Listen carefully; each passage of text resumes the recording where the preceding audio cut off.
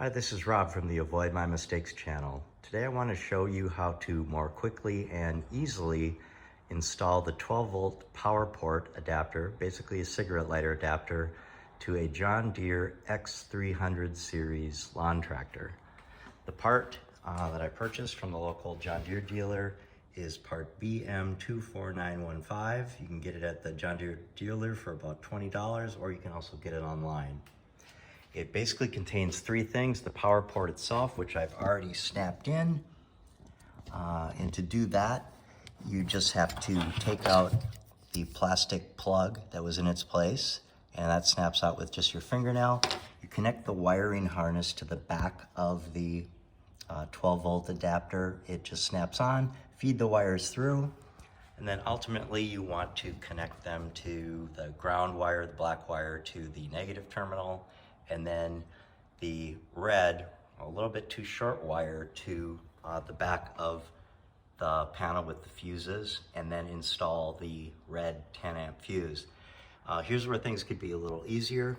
The red wire, there's enough room for the ground wire, enough distance, but the red wire is only about 3 inches long, and it is not long enough to maneuver it into the back of the fuse panel to get it seated so it will touch the fuse that's included with the power port kit.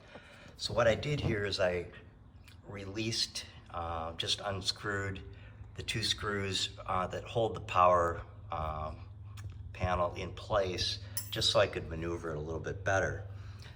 The wire that I'm talking about is the bright red one. That is the spot that it's supposed to go in, and really it needs to be inserted all the way so it goes to the inlet right here where the red fuse goes. The problem with that I didn't know, and it's not included in the instructions, is that the blue clips, there are 4 blue clips right there, as you can see, and they just snap out.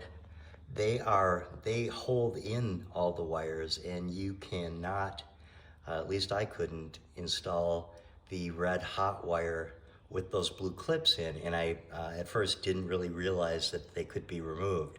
So I was trying to feed it through, couldn't get it. As soon as I popped out the first two right here, this one and this one, I could feed the wire in all the way, had to maneuver those 2 black clips back in.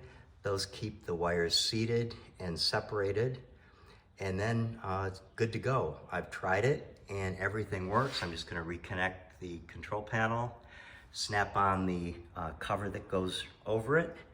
And one thing to remember is that the power outlet is hot all the time, so it's live. So even when you have the mower off or the keys out of it, it will be providing the 12-volt power, which isn't a big deal as long as you know that and you don't leave something plugged into it for a long time. I'm just going to use it for my phone, so it shouldn't be too big of a deal.